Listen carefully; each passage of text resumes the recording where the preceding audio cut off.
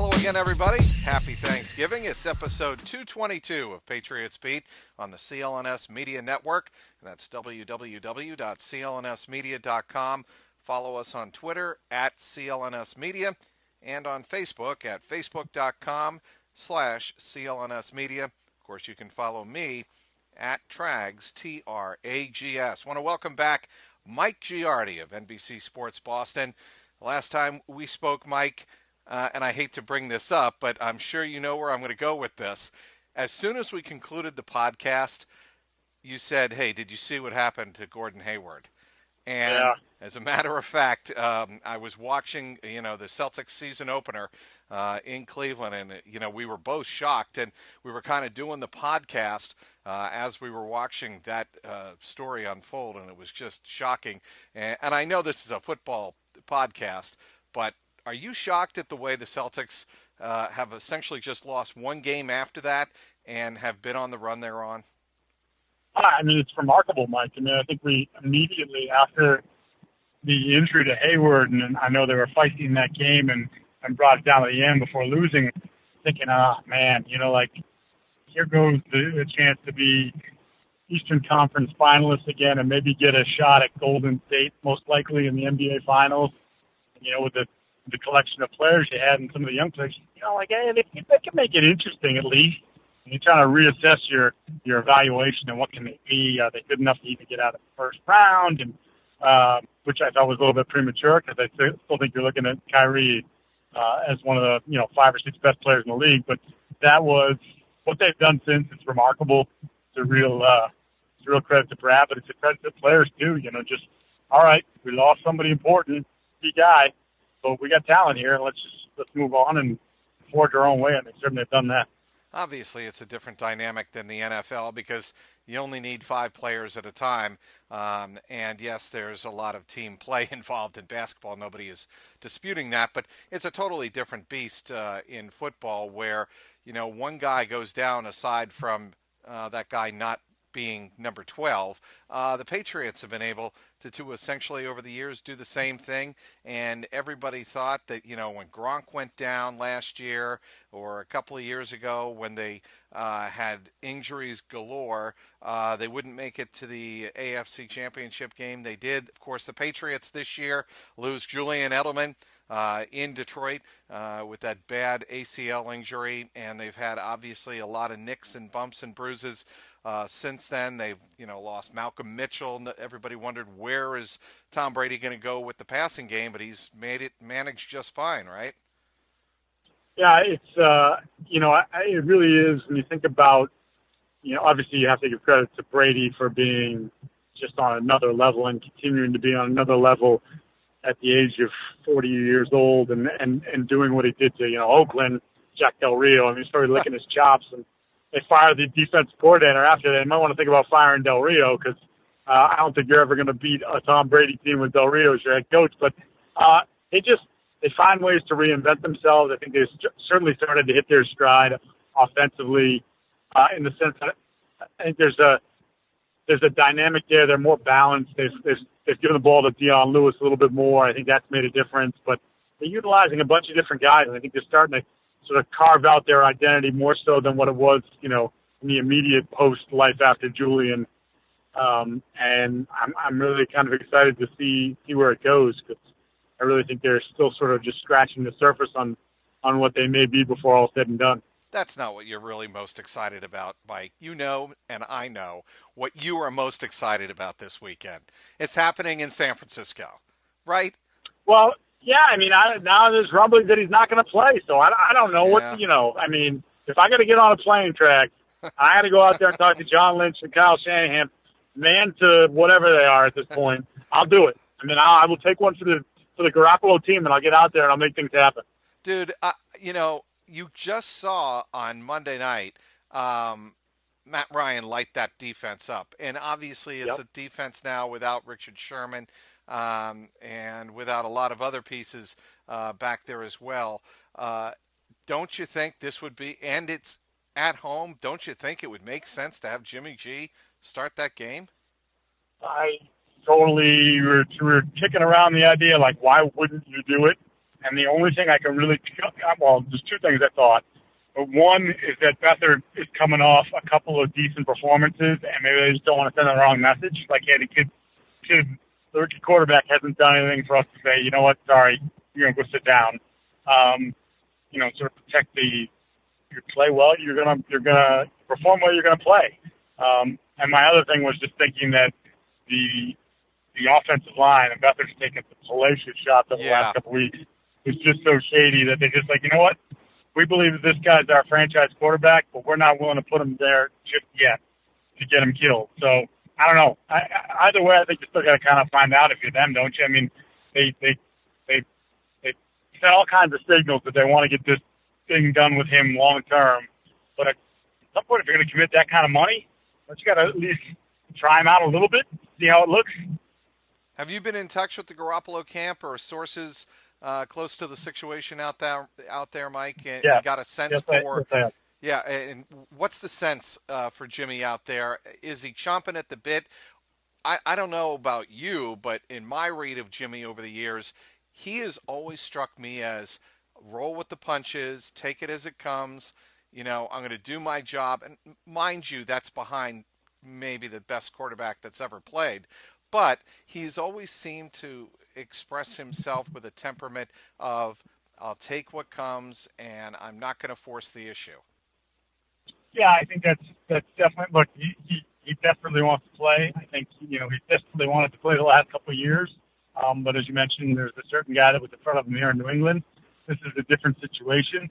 But one of the things and one of the senses I got from talking to people around him was that, look, all right, if this is the route they're going to go, and if they're going to continue to be patient, then this just gives Jimmy more time to dive into the playbook, get more familiar with the system, and watch more tape, and do all the things that he can do to make himself as ready as possible when they finally do go in his direction. So it's certainly not wasted time for him, but at the end of the day, like anybody else who strives to be great, you want to actually go out there and do it. You want to go do it with your new teammates. So he's anxious, but he's making the most of the time that the time that they're giving him right now to get as much up to speed as he possibly can, considering he joined the team halfway through the year. Well, we're on the subject, Mike, of other quarterbacks in the NFL not named Tom Brady.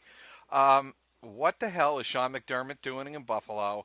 And did you read the quote? Because I tweeted this out this morning when I read that quote from Mike Rodak of ESPN out in Buffalo, that at some point when you have a rookie quarterback, you have to get an idea of what you have down the road in the future. Well, you have Tyrod Taylor, who is playing reasonably well. That is, to me, like the biggest backhanded slap of, we need you now, Tyrod, but we are depending on Nate Peterman down the road. Do you not read that the same way? Yeah, no, I'm with you. I mean, I think they've been looking for a lot of different reasons over the last couple of years to move on from Taylor. I think Taylor is perfectly fine. He's probably somewhere in the middle of the pack when you're talking about NFL quarterbacks. But I think they felt like this is him. Like what you see now, he's not getting any better. Right. This is the player that he is. And there's a bunch of people in there that were certainly in the Peterman camp.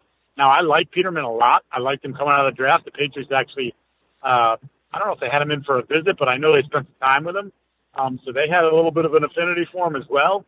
But to me, the idea that you're 5-4, and granted, they come off a couple games where they're rugged offensively, and the moles in Buffalo were saying, well, he doesn't push the ball down the field at all. And, well, I think part of that is you kind of look at some of the people that are around him. They got rid of their best deep threat in Sammy Watkins, so you're missing your best guy from a year ago, the guy who made big plays for you when he was healthy. And then I just think at 5-4, with the AFC is, there's a lot of spots that are still up for grabs. To make that move or whatever, 5-2, whatever they do, made no sense to me. It didn't make any sense. The timing of it, I think, was really, really poor. If you lost 4 or 5 in a row and it's getting away from you and say, you know what, that's it. We're going to Peterman. He's going to get the last 3 or 4 games. That makes sense. But with them being a plus 500 team at the time, I don't understand. The only reason you make a move like that and move away from Tyrod Taylor is if you think he's not working hard, showing up, and really studying the playbook and working with his teammates. If you get a sense that he's lost the offense in that regard, then you make the switch. I totally get it. But to panic, it just smells of the year 2000 of such a panic typical Bills move, trying desperately to do whatever they can to reach the Patriots level or even get within their shadow, that it just backfired last week in LA badly. Oh, I mean, it was a disaster. And then now you're like, look, obviously, if the kid has Peterman has any sort of moxie, which I think he clearly had to have, having started as many games as he did and performing at a reasonably high level there at a major college program, that he should. But that couldn't have been scripted any more horribly for the Bills. And then, you mentioned McDermott. McDermott today, the Rodak thing that stuck out to me too was what do you say? Something we're in the hunt like 8 times. Well, if you're at Thanksgiving right. and you're in the hunt, then you're in the hunt, and then if you're in the hunt, then you have a chance, and if you have a chance, then you're still in the hunt. It's like, dude, are you okay? Like, you seem like it's unraveling on you a little bit. Are you going to be all right here? You seem like I don't know. It struck me as odd, very odd. You seem like a coach who's not trying to convince his team they're on the hunt. You seem like a coach trying to convince yourself to convince your team that they're in the hunt. That's what that smelled of to me. And that's perfect. Yeah, that is perfect. And that's a problem. Yeah, it's a huge problem. We're speaking with Mike Giardi, a Patriots reporter covering the New England team like nobody else for NBC Sports Boston. Listen up, Hoops fans. Basketball season is back, and now that your favorite hardwood heroes have returned to action, it's time for you to put your fantasy knowledge to test to win huge cash prizes. Do so every night playing one-day fantasy basketball at DraftKings.com. At DraftKings, there are so many ways to play. Choose from public contests with huge cash prizes or private contests where you can compete against your friends.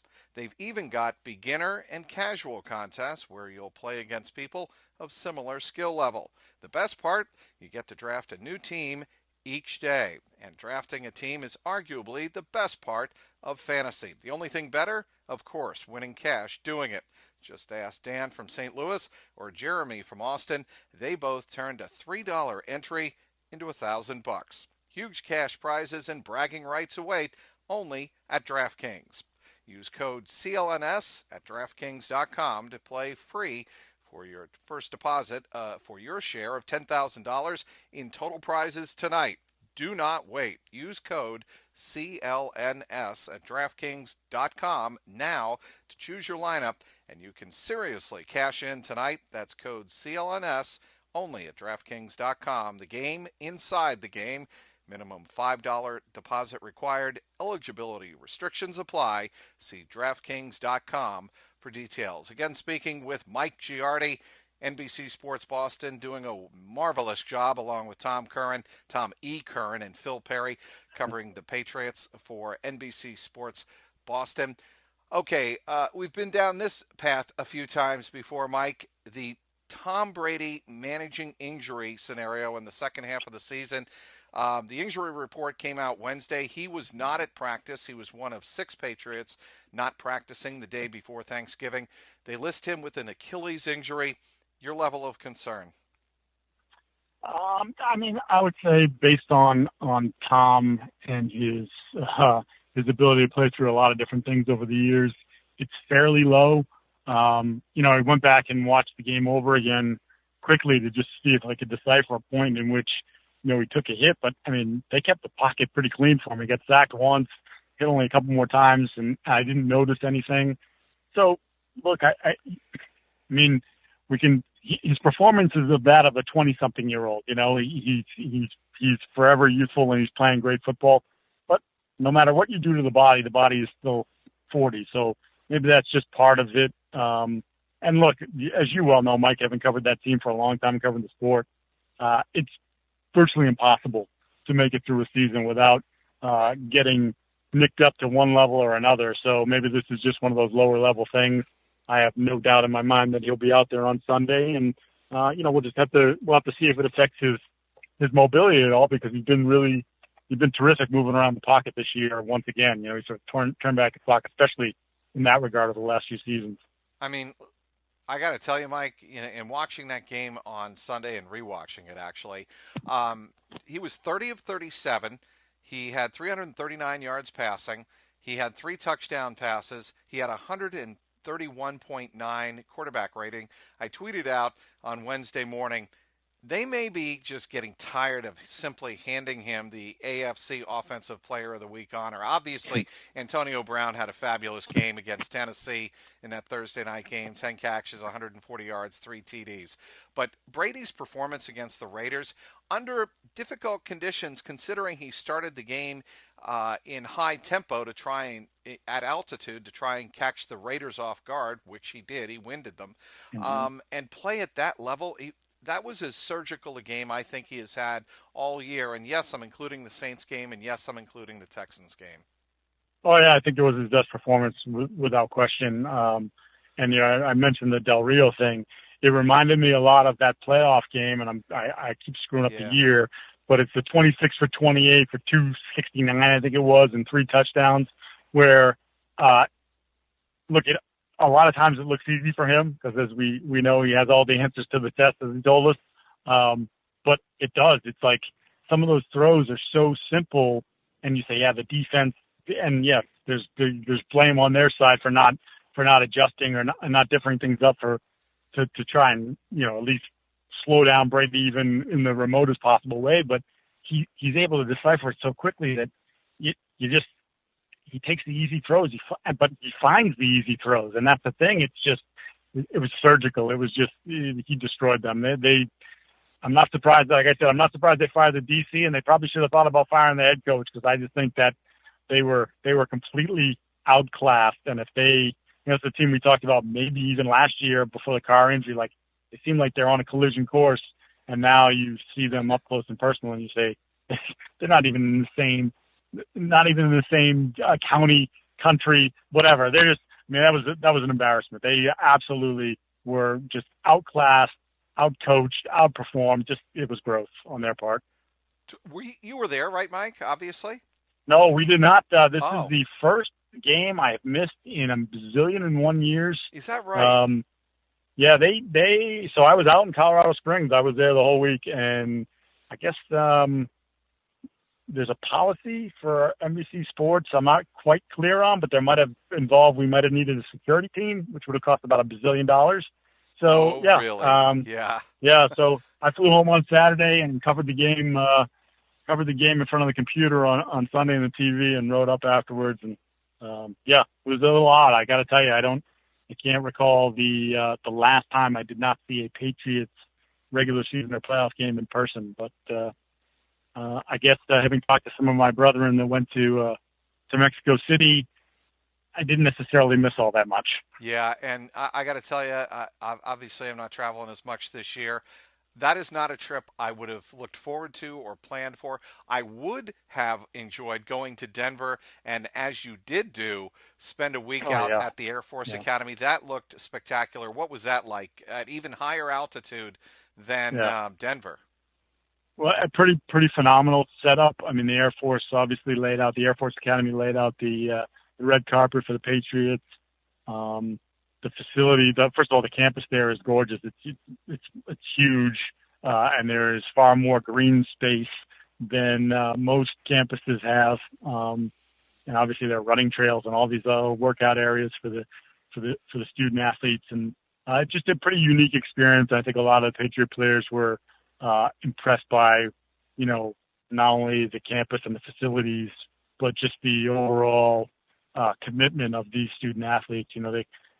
Coach Calhoun came in and spoke to the Pats and told them about, hey, my guys don't just play football. They have the full class load. And, oh, by the way, survival training, leadership training, the survival training, I'm sure people have probably read by now, like his guys, it's all his athletes, and it happens to everybody there. They get dumped in the mountains for 2-3 weeks with a backpack and a gun, and they're told they have to survive because this is what life could be like for you out in the field one day. And the fact that they can do that, and you ask the Patriot players, and Harmon and Gilmore. I mean, Gilmore was like dumbfounded. He's like, man, I don't know where I'd sleep. I don't know what I would kill. I don't know how I'd do it, And Howard's like, that's totally, Duran, that's totally not for me. James White, same thing. Like, I don't think I can handle that. Even Gronk, like, oh, if I had to, I could do it. Okay, what animals would you kill? I don't know. I really like animals. It's just, it's a, it's a That's whole a different. prototypical Gronk Oh answer. my God, yeah. I mean, it was, yeah. He was laughing, we were laughing. But yeah, just a very unique experience and different in the sense, they did that a few years ago when they went from Green Bay to San Diego and spent the week out in San Diego. But I think had the similar capabilities, and I kind of felt like this team prior to Denver, you'd sort of get a sense in the locker room that they felt good about where they were, that things were coming together. And I think this only added to it, to be able to go to Denver, then to spend a week with each other, and then go into Mexico City and just absolutely embarrass the Raiders like that, I think is really affirmation that, once again, what we're doing is the right thing, how we're being coached is the right way, and if we just keep on this path and we keep trying to improve every day, as boring as that may sound, that at the end of this journey, we could very well be in Minneapolis playing for another Super Bowl, and that, of course, is that's what this is all about to begin with. No doubt the NFL did the Patriots a favor scheduling the Broncos in Denver leading into Mexico City. That was part of the grand plan and kind of, a hat tip to Robert Kraft, I think, by the NFL to say, hey, look, you play in Denver one week, you're at altitude, you can stay in Colorado, and then, because I'm sure Bill Belichick wasn't the only person thinking about the altitude going from Denver to Mexico City. It's not nearly as drastic as of an adjustment as Oakland did, staying for whatever reason, staying at sea level and then trying to go to altitude in Mexico City of nearly 8,000 feet.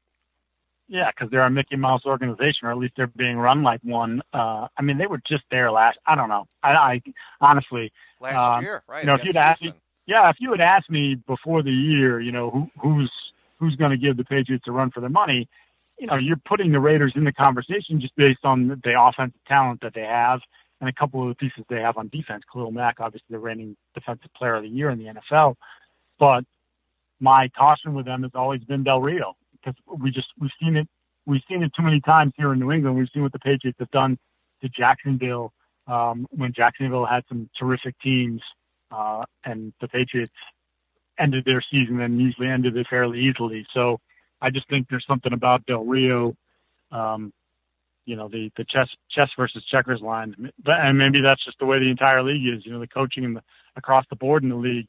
Who's the second best coach? Sometimes it changes from week to week in this league, and I think that just shows you the big difference and the big gap between Belichick and his staff and what everybody else is throwing out there. So I'm going to clean up some bookkeeping here. That Jacksonville game you spoke of against Jack Del Yes. Rio was, as a matter of fact, the first playoff game of the 2007 run, as a matter of fact. There you go. 26 of 28, Brady was that night, that 31-20 Patriots win. That's 92.86%, 262 yards, 3 TDs, and a rating of 141.4. Oh, my God. Yep. I just remember that, Mike. You were there. Like, I remember that game like it was yesterday, in the sense that it just, you're just like, he's never going to throw an incomplete pass. No. And even the other night when he threw the other day against the Raiders, 11 for 11, and the first incomplete pass is from 50 yards down the field. So it's like, it's remarkable to watch. I don't know the efficiency. Yeah, I don't know if one or two of those incompletions were drops, but I vaguely recall, without looking it up, that one of those two incompletions that night against Jacksonville in January of 2008 was a drop. So, he was responsible. Could have been 27 for 28, yeah. But anyway, I want to move on to somebody else. And the news just broke here on Wednesday, the day before Thanksgiving. The Kansas City Chiefs, boy, has the specter of their season and, the perspective of their season changed since they beat the Patriots on opening night at Gillette Stadium. On Wednesday, they go out and sign Darrelle Revis to a 2-year deal. Here's the details of the contract. minimum wage plus some incentives, minimum contract, I should say, for a veteran Yeah. for this year with some incentives, then a $10 million kicker for 2018 if he makes the roster at the start of the NFL calendar year. So Darrelle Revis in the final weeks of 2017 has a lot to play for. Greg Sutton's he's defensive coordinator out in Kansas City, somebody he's played for before. What do you think? I think that their issues as the second corner spot sort of made this is he in shape? Okay. He seems to be in shape. And that's the classic thing about him, 208. Well, what did you play at when you were at your best? 205. What would you play at with the Jets last year? I was a heck of a lot above that. So I'm sure the Jets love to hear that as they continue to have to pay him his $39 million guaranteed. But I don't think there's much. I don't think there's much risk here. The player, as you mentioned, there's incentives for him to perform well, not just this year, but kind of carry it over into next year if he really wants it. And there's no financial penalty for the team to walk away before rosters have to be set in stone before next season. So I guess it's worth a shot. But again, it just goes to show you how far they've fallen and how different the tenor of their season, because they were the best team in September, and they were the best team in September by a long shot. And now they're scrapping and clawing, trying to hang on to, they're probably already kissing the first round goodbye. Now you're scratching and clawing on to holding the division lead and at least getting a one home playoff game. But that's, again, another difference between the Patriots and everybody else. It's all great that you come out and look great in September and you're awesome, but now are you improving? No, they're not. They're going in the wrong direction. Meanwhile, the Patriots, as we well talked about for that first month, that didn't look anything like the Patriots we're used to seeing. But the next thing you know, here we are at Thanksgiving when they want to be playing their best football, and sure enough, they're going to Thanksgiving playing their best football at 8-2. Eric Berry is really, I think, they haven't been able to replace him all year long. And I realize we're talking about a safety, but there are many people who figured that if Darrelle Revis was going to see, the twilight of his career in the NFL, it would be as a safety. And maybe he'll be some type of hybrid position. Berry, if I recall correctly, blew out his Achilles against the Patriots that opening night. Yes, he did, yeah. And that was a tough blow for them. But, initially they survived it. But now you're looking at that's a team that's kind of interesting in some ways in the way they use their secondary. They're a huge three safety team, much like the Patriots with Chung, Harmon, and McCourty. And they've still stayed as a huge three safety team. In fact, I think they have more snaps with three safeties on the field than all but the Patriots and one other team are sort of in this. I did a story on it, and it's blanking on who the third team was, but they were a Scotia ahead of the Pats and this other team in terms of deploying the three safeties, but they stuck with that. And look, you could have a good player behind Eric Berry, but you mentioned it. Eric Berry he's a game changer for them. He's the kind of guy that, he's in the conversation for defensive player of the year. I mean, he's that kind of player, and we've seen him make a bunch of big plays, and certainly he made some in that game versus the Patriots. So that's a huge loss for them. And now they're, scratching and clawing, trying to figure out exactly how to make up for that loss. And I don't think he can. I think what's going to unfold in Kansas City this Sunday is fascinating theater, because Buffalo's 5-5 and Kansas City is 6-4. Both are leaking oil badly. And I think the winner of that game probably finds its bearings. The loser of that game, especially if it's the Bills, I don't know. I think the Bills are toast if they lose that game. Yeah, I think you're right. I think if the Bills drop that one, stick a fork in them, it's over. If they get a win, maybe they get a kick and a little boost. And obviously, they got to look at 2 games ahead with the Patriots. So I guess they could say to themselves, all right, we rose up and we beat Kansas City. Now we're going to have to at least get one from the Patriots of these 2. So that would give them a chance. But if they lose, I could see that thing going in the completely wrong direction. Bill Belichick spoke about this a little bit on Wednesday. Stephen Gostkowski, everybody knows about his 62 and 51-yard field goals at altitude in Mexico City, 4-4. He's having a sensational year. But I think what he's doing on kickoffs this year, And Belichick, thinks he's made tremendous growth over the course of his career in directional kickoffs. Is this the best year of his career? It certainly feels that way. And I know he had the one game at home where he missed two of his three kicks this year, two of his three field goals, and there's a lot of consternation about that performance. But and I've said it a million times to whoever said, they needed competition.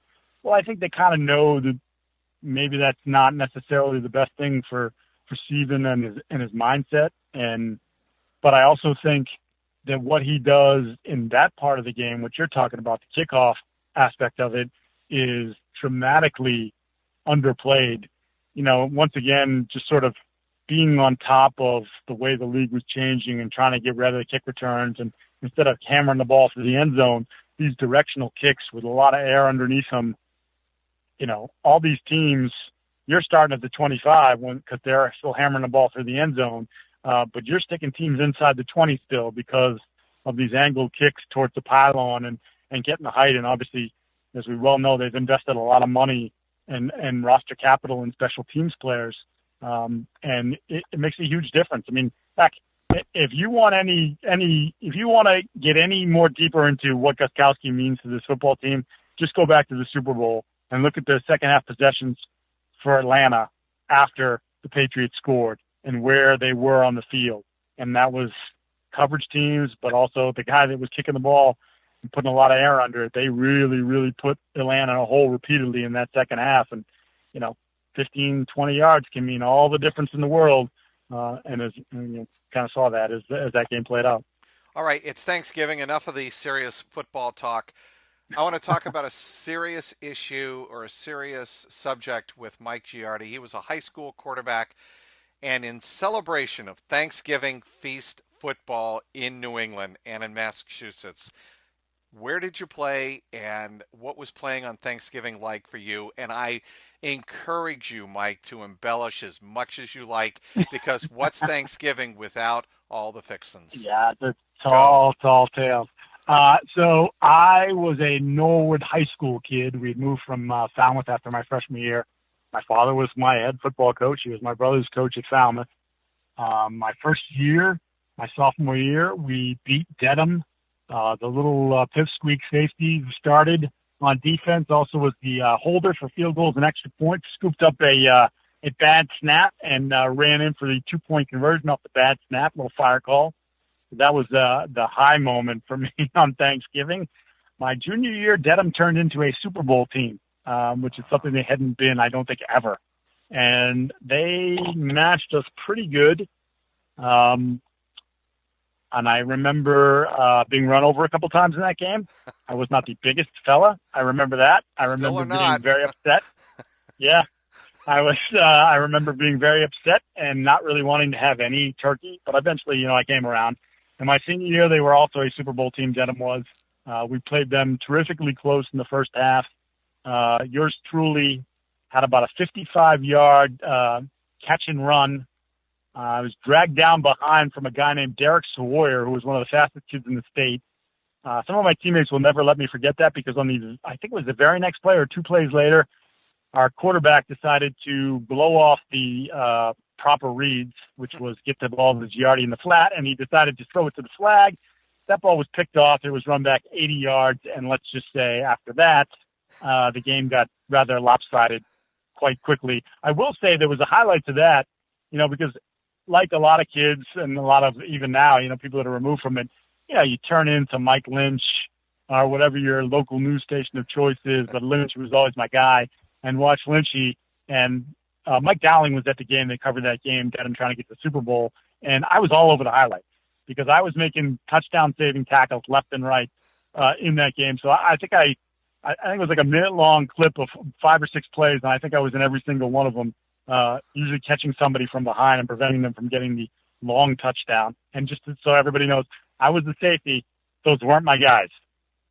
So they weren't my guys. That's your first demo reel in TV.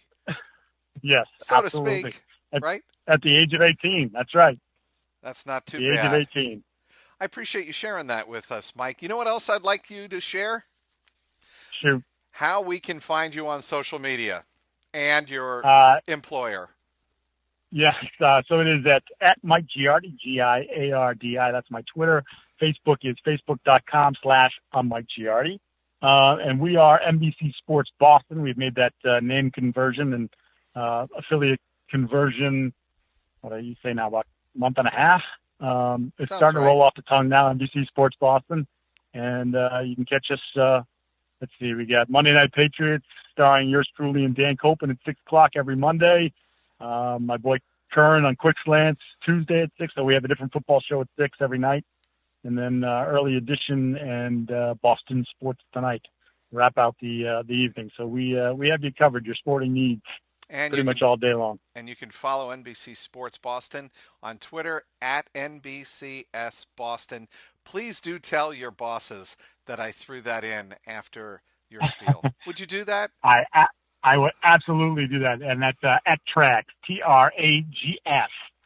Yes, indeed it is. Stay with CLNS all day on game day, starting with the CLNS Media New England Patriots pregame show with Alex Barth a half hour before every game. Then you can catch the postgame show with Marvin Ezon and Mike Molyneux live after every single game on clnsmedia.com. Subscribe to both on iTunes and Stitcher and YouTube now. Also, get daily team updates on the Patriots Newsfeed podcast with Tyler Trudeau, which is also available on the CLNS Media New England Patriots postgame show feed, available again on iTunes, Stitcher, YouTube, and the CLNS Media mobile app. Thanks again for downloading today's Patriots Beat.